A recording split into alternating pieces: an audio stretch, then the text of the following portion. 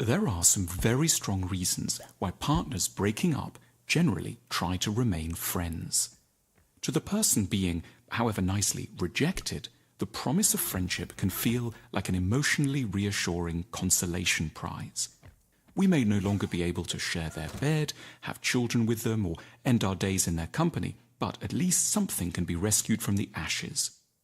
We will continue to be able to call them when we like, share our fears, and go to the movies together. To the person performing, however nicely, the execution, the promise of friendship is equally attractive. We may be itching to eject the partner, but we are not, for that matter, devoid of feeling. We are, as we might say in sentimental moments, extremely fond of the soon-to-be ex. We just don't want to end our time on earth with them, let alone reject all sexual possibilities in their name. Furthermore, we're deeply attached to the idea that we're not monsters, and as we know, nice people always try to be friends with their exes.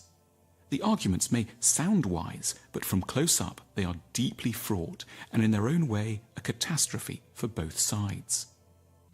For the rejected party, the step from lover to friend is an eternally humiliating demotion. To go from the idea of a joint lifelong future to a dinner every second Thursday is, to put it mildly, a come down.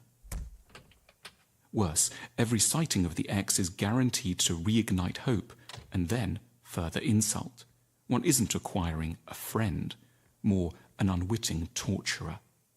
As for the executing party, the ex is a constant reminder of guilt and ruthlessness.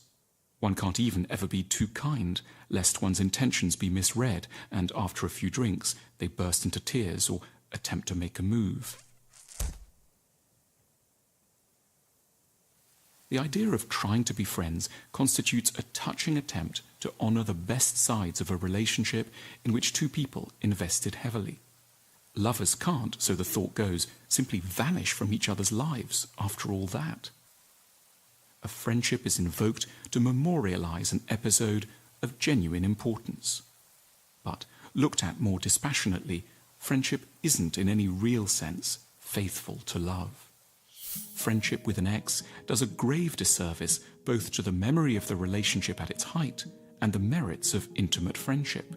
It's at once a betrayal of everything a good relationship was and a slight on the ideals of friendship, which shouldn't be built out of the remnants of another, more ardent condition. What we should replace love with isn't friendship, but that far more honest state, civil distance. That and a real assurance that the relationship, in its best and most enduring light, will always live on in the one place it can safely always do so: memory.